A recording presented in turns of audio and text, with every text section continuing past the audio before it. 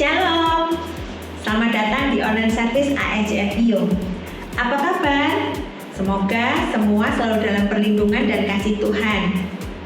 Perkenalkan, nama saya Tina, selaku host Anda untuk kebaktian hari ini. Saya ingin menyambut Anda yang baru pertama kali bergabung dengan online service kami. Selamat datang, kami sangat senang dapat melayani Anda semua. Saudara, apabila Anda mempunyai pokok doa atau pergumulan yang ingin Anda doakan bersama-sama dengan kami, ataupun Anda ingin membagikan pokok doa Anda yang sudah terjawab, silahkan klik tautan di bawah ini dan kami akan berdoa bersama-sama dengan Anda. Kami juga mempunyai kelompok kecil yang dinamakan iCare. Jangan lupa untuk bergabung dengan iCare yang tersedia. Silakan follow sosial media kami agar Anda dapat terus terhubung dengan kami. Sesaat lagi kita akan masuk dalam ibadah. Persiapkan hati, berikan penyembahan yang terbaik untuk Tuhan kita. Selamat beribadah, Tuhan Yesus memberkati.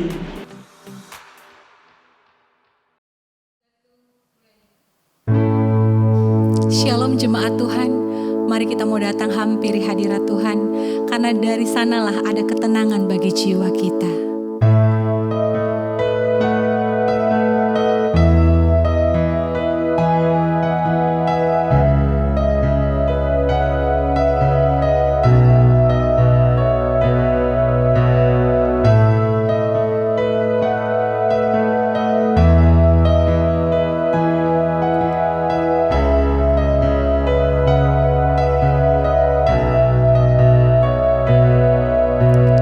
Dari mana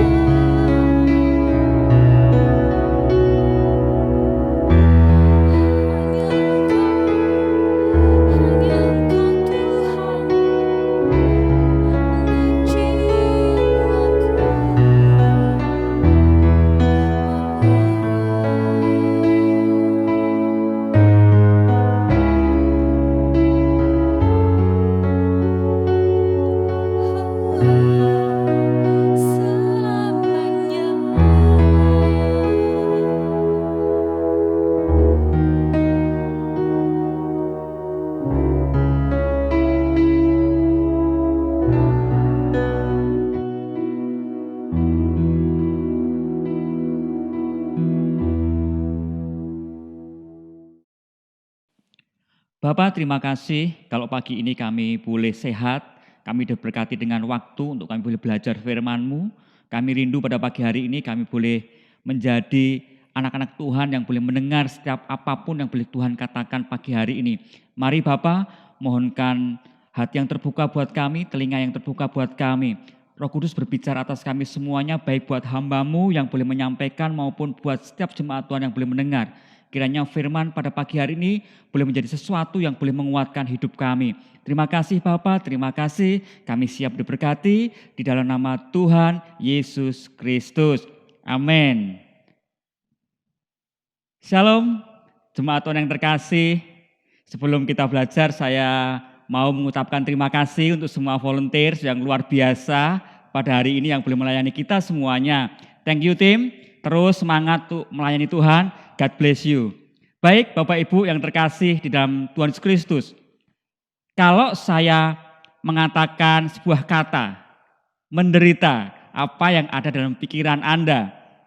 Ya, menderita adalah satu bagian dari kehidupan manusia yang paling dihindari.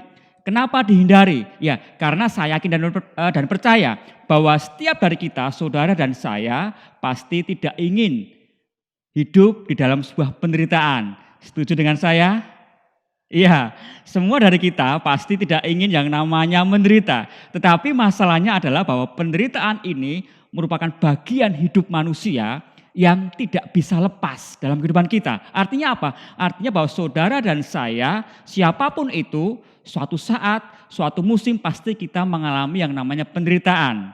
Nah, hari ini kita juga belajar bersama-sama. Kalau beberapa waktu yang lalu kita belajar dari kitab 1 Petrus, ya memang selama beberapa bulan ini gereja kita mengangkat tema dari 1 Petrus begitu ya. Dan di sana banyak sekali dibahas apa yang namanya penderitaan. Bahkan di sana juga dicatat bahwa setiap orang percaya itu dipanggil untuk menderita.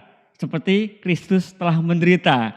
Wow, lihat panggilan kita orang percaya salah satunya adalah apa? Menderita seperti Kristus. Pertanyaannya adalah begini, penderitaan semacam apa? Ya, penderitaan semacam apa yang harus kita tanggung sebagai orang percaya? Jelas sekali di sana di dalam 1 Petrus pasal yang kedua ayat 19 sampai 20. Kalau kita baca di sana, jelas Petrus mengatakan bahwa penderitaan yang harus ditanggung oleh setiap orang percaya adalah penderitaan yang bukan disebabkan oleh dosa dan kesalahan kita. Ya, kalau kita dihukum karena kita mencuri, itu konsekuensi. Kalau kita sakit karena kita ceroboh dalam naik motor dan kita jatuh, itu konsekuensi. Tetapi ketika kita jujur, tetapi orang-orang tidak menyukai kita. Ketika kita sudah berbuat baik, tetapi mereka mengucilkan kita. Ketika kita harus menolong seseorang, tetapi kita malah masuk dalam sebuah kondisi yang tidak menyenangkan. Ini namanya penderitaan yang harus ditanggung oleh setiap orang percaya. Jadi penderitaan yang harus ditanggung oleh setiap orang percaya adalah penderitaan yang bukan disebabkan oleh karena dosa dan kesalahan kita. Nah, Bapak Ibu yang terkasih, tentu saja ini merupakan suatu hal yang tidak gampang. Betul? Iya, suatu hal yang tidak gampang yang harus kita lalui. Tetapi jelas Petrus mengatakan bahwa setiap orang percaya, saudara dan saya harus mampu untuk melalui semuanya. Kita tahu di luar sana, kondisi di sekitar kita, banyak sekali kondisi yang seakan-akan menjadi pembenaran buat kita. Untuk kita kemudian memutuskan untuk tidak hidup dalam kebenaran firman Tuhan. Alasannya klise, yaitu apa? Supaya saya tidak menderita. Enggak usah terlalu jujur. Toh mereka malah mengucilkan kita. Enggak usah terlalu baik sama orang. Toh mereka tetap tidak suka sama kita. Banyak alasan yang membuat kita kemudian memutuskan untuk kita tidak lagi hidup di dalam tracknya Tuhan ketika kita mengalami sebuah penderitaan karena kebenaran. Untuk itu pagi ini judul khotbah saya adalah menderita dengan sabar. Ya, menderita dengan sabar. Ya, sudah menderita disuruh sabar pula ya. Tapi inilah yang harus kita belajar bersama-sama pagi hari ini. Siap belajar Bapak Ibu jemaat Tuhan yang terkasih? Kalau siap kasih tos kiri kanan, katakan aku siap belajar. Ya, mari kita mau belajar bagaimana kita sebagai orang percaya ketika diharuskan masuk dalam sebuah penderitaan karena kebenaran, tetapi kita masih tetap hidup di dalam kebenaran. Kita tetap hidup di dalam track-nya Tuhan. Kita akan belajar bersama-sama hari ini dari satu perikop yang ada di dalam kitab 1 Petrus pasal yang keempat. Ya, kitab 1 Petrus pasal yang keempat. Ayatnya kita akan baca bersama-sama di sana ayat yang pertama sampai ayat yang keempat. Sudah siap Bapak Ibu yang terkasih? Buka Alkitabnya masing-masing. Kita akan sama-sama belajar dari 1 Petrus pasal 4 ayat 1 sampai 4. Demikian firman Tuhan. Jadi karena Kristus telah menderita penderitaan badani, kamu pun harus juga mempersenjatai dirimu dengan pikiran yang demikian. Karena barang siapa telah menderita penderitaan badani, ia telah berhenti berbuat dosa. Supaya waktu yang sisa jangan kamu pergunakan menurut keinginan manusia, tetapi menurut keinginan kehendak Allah. Sebab telah cukup banyak waktu kamu pergunakan untuk melakukan kehendak orang-orang yang tidak mengenal Allah. Kamu telah hidup dalam rupa-rupa hawa nafsu, keinginan, kemabukan, pesta pora, perjamuan minum, dan penyembahan berhala yang terlarang. Ayat 4, sebab itu mereka heran bahwa kamu tidak turut mencemplungkan diri bersama-sama mereka di dalam hubungan, saya ulangi, dalam kubangan ketidaksenonohan yang sama. Dan mereka memfitnah kamu. Bapak Ibu jemaat yang terkasih, dari teks yang kita baca pagi hari ini, apa yang bisa kita pelajari, apa yang bisa kita ambil untuk kekuatan dalam hidup kita sebagai orang percaya. Sehingga ketika kita sekalipun harus menderita, kita tetap memutuskan untuk kita tetap hidup dalam track-nya Tuhan. Hal pertama yang perlu kita gali di dalam ayat ini adalah kita harus menjaga pikiran, ya. Kita harus menjaga pikiran kita. Ya, di dalam ayat pertama di sana dikatakan begini. Jadi karena Kristus telah menderita penderitaan badani, kamu pun harus juga mempersenjatai dirimu dengan pikiran yang demikian. Karena barang siapa telah menderita penderitaan badani, ia telah berhenti berbuat dosa. Bapak, Ibu, jemaat Tuhan yang terkasih, saudaraku yang terkasih, faktanya di dalam kehidupan kita sehari-hari, ketika kita pada suatu ketika kita menghadapi sebuah penderitaan, seringkali kita hanya berfokus kepada apa? Kepada diri kita. Atau kita berfokus kepada apa? Kepada masalah yang kita hadapi. Ya, kita berfokus seakan-akan masalah kita itu menutupi semuanya. Kita letakkan masalah kita tepat di depan mata kita. Sehingga kita lupa bahwa kita punya Allah yang sanggup menolong kita. Kita punya Allah yang sanggup untuk memberikan kekuatan kepada kita. Makanya Petrus mau bahwa kita apa di sana? Petrus katakan apa? Kita mempersenjatai diri kita dengan pikiran yang demikian. Mempersenjatai, ya mempersenjatai itu kita memperlengkapi dengan senjata. Supaya apa? Supaya kita tetap berjaga-jaga. Supaya kita tetap apa? Supaya kita tetap kuat. Kita siap sedia dalam menghadapi semua masalah dalam hidup kita. Mempersenjatai diri kita dengan pikiran yang demikian. Kalau kita berandai-andai kita ada dalam sebuah peperangan, begitu Bapak Ibu yang terkasih. Keberadaan musuh adalah sesuatu yang tidak bisa kita hindari. Ya, kita tidak bisa menghindari keberadaan musuh. Nah, begitu juga di dalam kehidupan kita sehari-hari. Petrus menegaskan bahwa penderitaan di dalam kehidupan orang percaya adalah sesuatu yang tidak bisa dihindari. Artinya apa? Bahwa kita tidak bisa memilih untuk menghindar dari menderita. Makanya kita bisa mendengar di mana-mana, kita bisa melihat bahwa kemudian banyak orang percaya yang jatuh di dalam dosa ketika mereka menghadapi penderitaan ini, ketika mereka hidup di dalam penderitaan. Mereka berpikir, toh mereka sudah melakukan hal yang benar, tetapi mereka mendapatkan respon yang membuat mereka tidak nyaman, membuat mereka mungkin tersakiti. Sehingga banyak kemudian di antara orang-orang percaya ini memutuskan untuk tidak lagi hidup di dalam track-nya Tuhan. Nah, Bapak Ibu yang terkasih, Petrus memerintahkan setiap orang percaya harus siap sedia. Saudara dan saya harus siap sedia mempersenjatai diri dengan apa? Dengan pikiran Kristus. Kita tahu bagaimana Kristus memberi teladan kepada kita. Dia yang seharusnya tidak menderita, tetapi dia mau menanggung penderitaan itu tanpa apa? Tanpa protes. Dia taat sampai akhir, Bapak Ibu yang terkasih. Pikiran ini yang harus kita miliki sebagai orang percaya, seperti pikirannya Kristus. Di dalam hal ini Petrus mengajarkan sebuah prinsip rohani, yaitu apa? Ketika seseorang bersedia menderita bagi Kristus, dia akan lebih mudah untuk menolak daya tarik dosa. Ya, mereka akan lebih mudah untuk mengikuti kehendak Tuhan. Ya, ini prinsip rohani yang Petrus ajarkan. Saya lebih suka menggunakan istilah begini. Ketika kita manunggal, ya, kita menyatu dengan Kristus dan salibnya, maka daya tarik dosa tidak lagi menarik buat kita.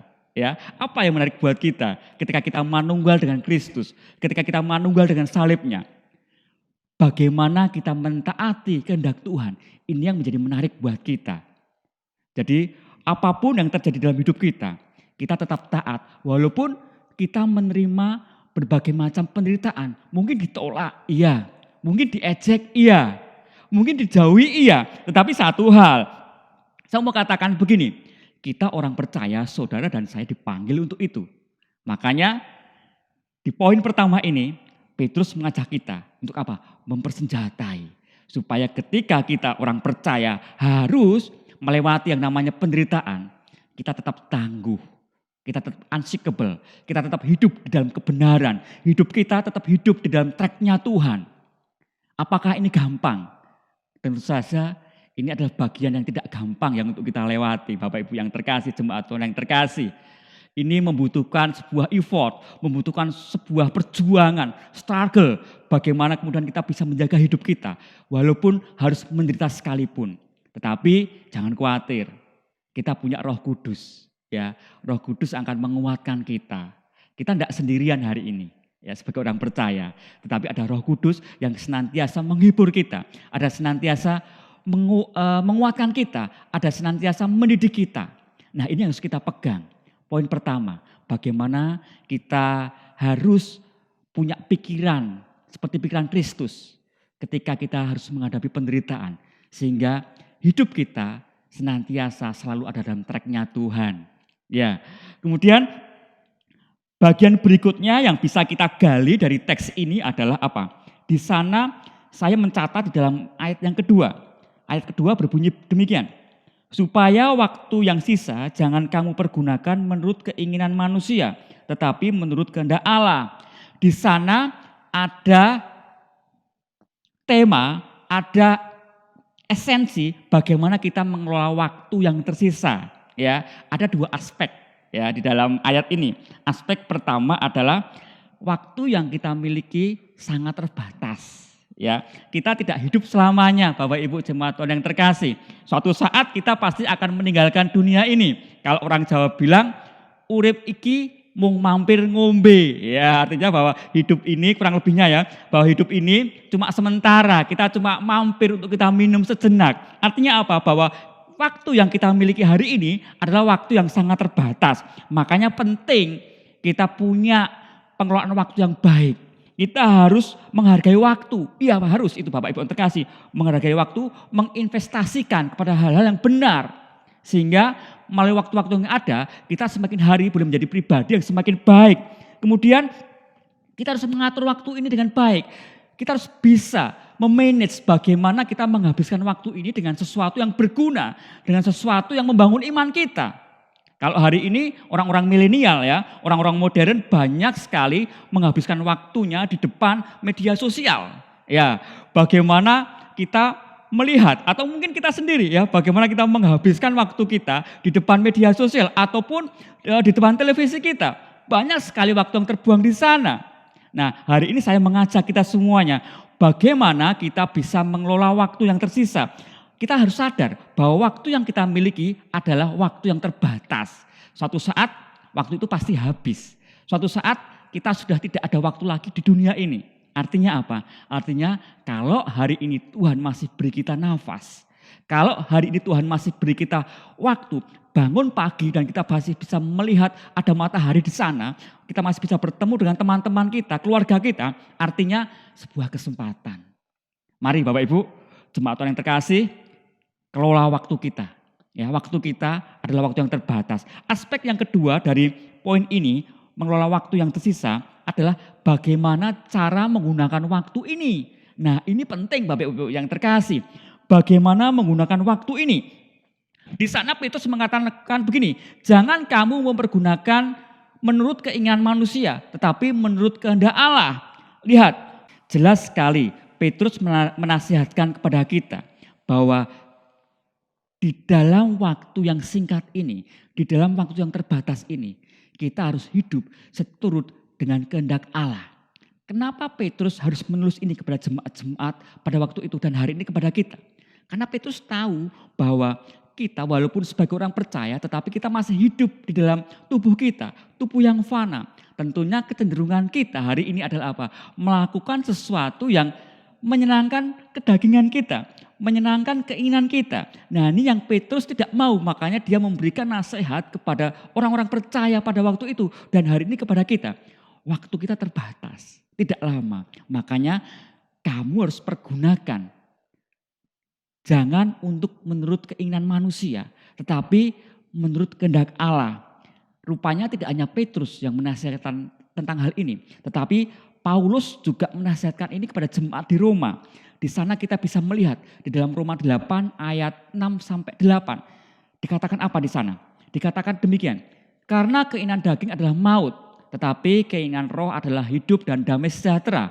Sebab keinginan daging adalah perseteruan terhadap Allah, karena ia tidak takluk kepada hukum Allah. Hal ini memang tidak mungkin baginya. Mereka yang hidup dalam daging tidak mungkin berkenan kepada Allah. Di samping itu, Paulus juga menulis surat yang senada dengan itu kepada jemaatnya di Galatia yang terdapat di dalam Galatia 5 ayat 16 sampai 17. Kalau kita baca di sana, Petrus menuliskan begini. Maksudku ialah hiduplah oleh roh, maka kamu tidak menurut keinginan daging. Sebab keinginan daging berlawanan dengan keinginan roh dan keinginan roh berlawanan dengan keinginan daging. Karena keduanya bertentangan sehingga kamu setiap kali tidak melakukan apa yang kamu kehendaki. Bapak Ibu yang terkasih, ada seorang dokter, ya dokter ini ahli saraf begitu ya. Dia dari University of Texas di Austin. Dokter ini pernah mengatakan teori begini. Dia mengatakan bahwa keinginan-keinginan daging atau kebiasaan buruk yang itu membawa kesenangan, membawa pleasure buat kita, ini akan sangat sulit dilepaskan. Karena apa? Karena ada zat dopamin namanya. Zat dopamin ini adalah senyawa kimia yang terletak di otak, ya, yang dihasilkan oleh otak. Dan zat ini berperan untuk memberikan rangsangan kepada tubuh kita. Dan hormon ini mempengaruhi berbagai macam aktivitas manusia. Ketika kebiasaan buruk atau kebiasaan yang membawa kesenangan atau pleasure ini dilakukan secara terus-menerus, maka ini akan semakin sulit untuk dihilangkan. Artinya apa? Artinya bahwa bagian otak kita bekerja melawan tubuh kita ketika kita berusaha untuk berhenti dari kebiasaan buruk. Misalnya kalau ada seseorang yang dia merokok dan kemudian dia mau berhenti. Nah, ini di dalam pikirannya, dalam otaknya ini menghasilkan dopamin ini. Ini senyawa kimia ini akan melawan tubuh ini. Sehingga kemudian orang itu pasti akan bikin alasan-alasan. Ngerokok itu enggak apa-apa. Atau kalau enggak ngerokok, mana bisa aku konsentrasi. Nah, ini bahayanya. Bahayanya ketika kita membiasakan dengan keinginan-keinginan daging. Makanya Petrus jelas sekali di sana dikatakan bahwa waktu yang tersisa, waktu yang ada, yang tidak banyak ini harus kita gunakan sesuai dengan kehendak Allah. Tentunya ini adalah kondisi yang perlu perjuangan, tidak nyaman buat kita. Tetapi sebagai orang percaya, Bapak Ibu yang terkasih, di dalam diri Anda, di dalam diri saudara dan saya ada Roh Kudus. Ini akan memberikan kita bantuan, ini akan memberikan kita kekuatan untuk kita terus berjuang untuk melawan keinginan daging kita. Ini poin yang kedua ya, mengelola waktu yang tersisa. Lalu bagian yang ketiga yang perlu kita perhatikan supaya kita tetap bisa hidup dalam tracknya Tuhan. Walaupun kita harus menderita sekalipun. Yaitu apa? Memperhatikan keputusan kita ya. Di dalam ayat yang ke-3 dan 4.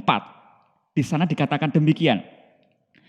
Sebab telah cukup banyak waktu kamu pergunakan untuk melakukan kehendak orang-orang yang tidak mengenal Allah. Kamu telah hidup dalam rupa-rupa hawa nafsu, keinginan, kemabukan, pesta pora. perjamuan minum, dan penyembahan berhala terlarang.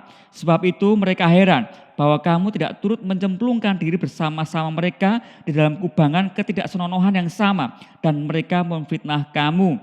Jelas di dalam ayat 3 dan 4 ini, tujuan dari penderitaan adalah apa? Adalah untuk melepaskan diri kita dari keinginan daging, dari keinginan-keinginan yang buruk. Ya, dengan demikian kita perlu memperhatikan setiap keputusan yang kita buat. Jika pikiran atau mindset kita dipengaruhi oleh keinginan daging atau kebiasaan buruk, maka sudah barang tentu apa yang kita lakukan, apa yang kita putuskan adalah sesuatu yang salah. Makanya dalam hal ini kita sebagai orang percaya harus hati-hati. Bagaimana kita memperhatikan apa yang kita putuskan. Dengan apa? Dengan menjaga pikiran kita. Dengan menjaga mindset kita. Jangan dipengaruhi oleh keinginan daging. Jangan biarkan keinginan daging atau kebiasaan buruk kita itu menguasai hidup kita. Sehingga banyak keputusan yang kita ambil menjadi salah. Pikiran buruk akan menghasilkan keputusan yang buruk.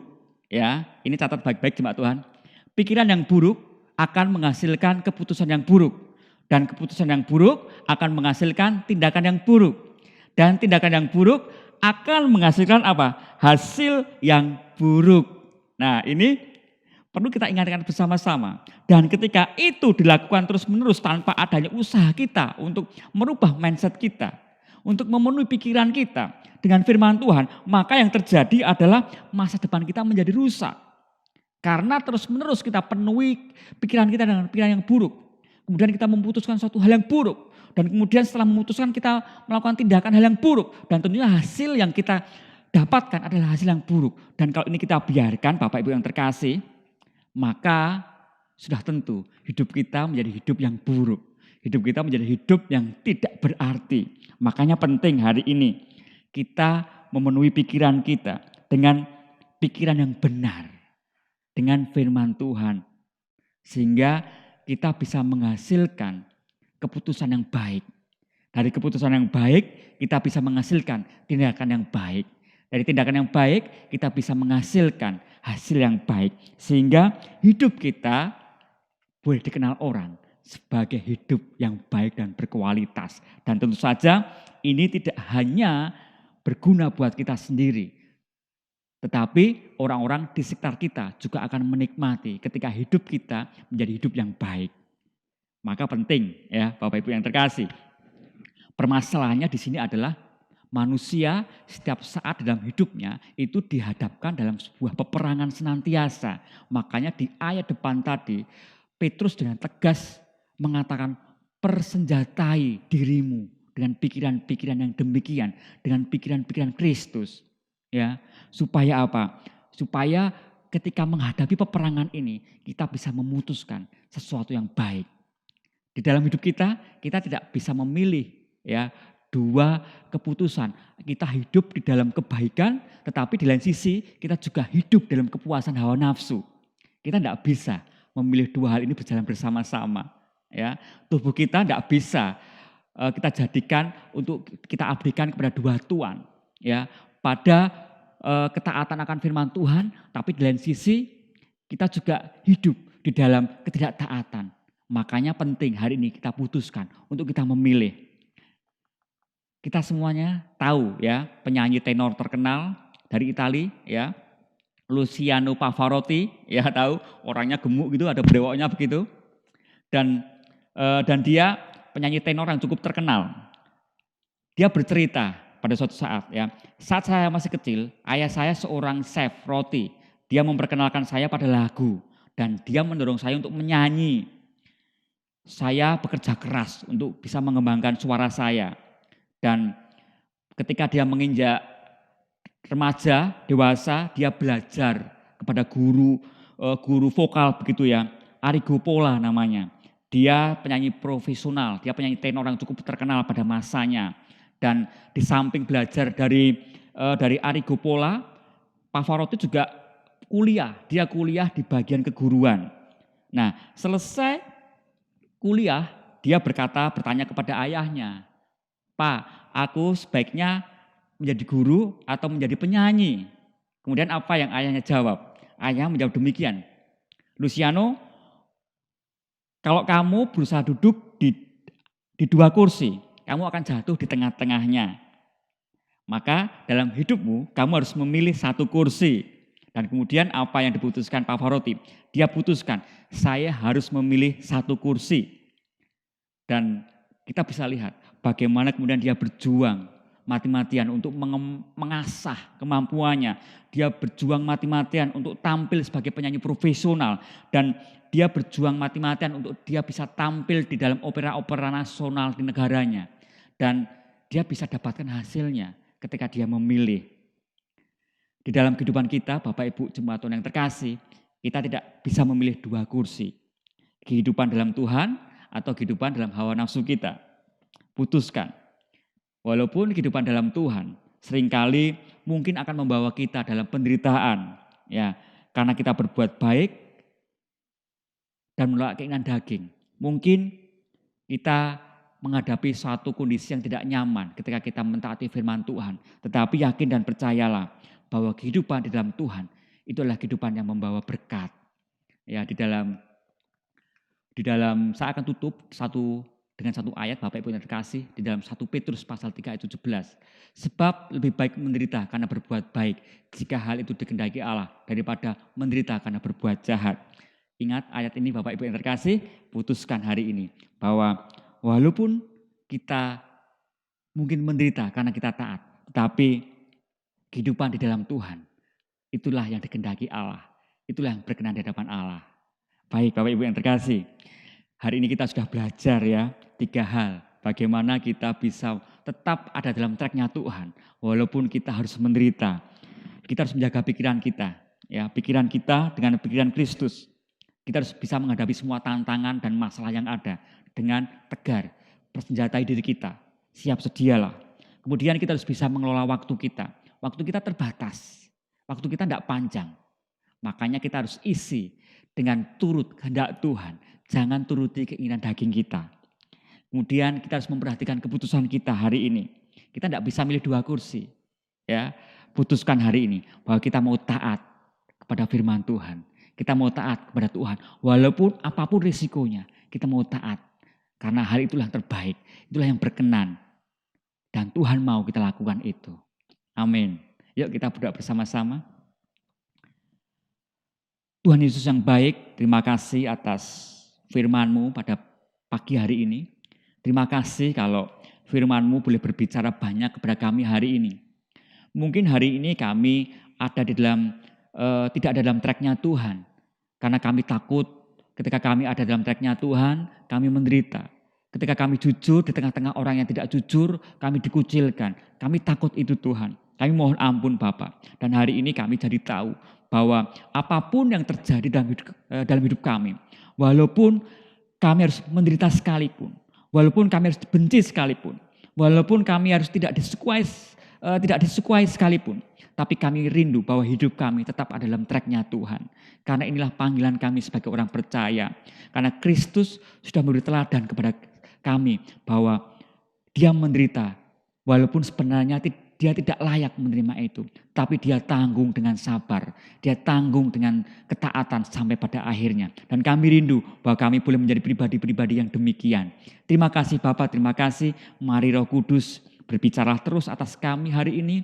Mungkin karena keterbatasan bahasa dan kata-kata saat ini kami belum memahami. Tapi kami yakin dan percaya bahwa Roh Kudus akan terus berbicara atas kami semuanya. Dan menjadi rema firman-Mu yang boleh kami dengar pada pagi hari ini. Terima kasih Bapak, terima kasih. Pada pagi hari ini juga mau berdoa untuk setiap jemaat Tuhan. Dimanapun mereka berada. Jemaat ICF Viyung Bapak terkhusus. Kami berdoa apapun yang hari ini boleh menjadi musim dalam kehidupan mereka. Apapun itu Bapak. Kami yakin dan percaya kalau sampai hari ini kami ada, itu karena pertolongan Tuhan. Terima kasih berdoa untuk setiap pergumulan, permasalahan mereka Bapak. Apapun yang mereka hadapi Bapak, biarlah jemaat Tuhan di ICF Viyung tetap menjadi jemaat yang unshakable, tetap berpegang pada firman Tuhan, tetap hidup dalam tracknya Tuhan. Terima kasih Bapak, terima kasih hamba-Mu berdoa keluarga demi keluarga yang ada di dalam AJF View. Kiranya unity ada atas keluarga ini, hubungan suami dan istri, hubungan orang tua dan anak, semuanya boleh dipulihkan kembali Bapak. Setiap keluarga belum memiliki hubungan yang baik, hubungan yang manis Bapak. Terima kasih Bapak, terima kasih. Kami sudah berdoa pada pagi hari ini dan kami boleh mengalaskan semuanya di dalam nama Tuhan Yesus Kristus. Jemaat Tuhan, mari kita akhiri ibadah kita pada pagi hari ini. Kita akan terima berkat Tuhan. Yuk angkat tangan semuanya, kita akan terima berkat Tuhan. Firman Tuhan sudah disampaikan pada hari ini. Jikalau engkau mendengar dan melakukannya, maka Tuhan Allahmu akan mengangkat engkau terus naik. Dia akan menjadikan engkau kepala dan bukan ekor. Setiap pintu yang tertutup dalam hidupmu, Tuhan akan datangkan breakthrough dalam hidupmu. Terobosan-terobosan terjadi dalam hidupmu.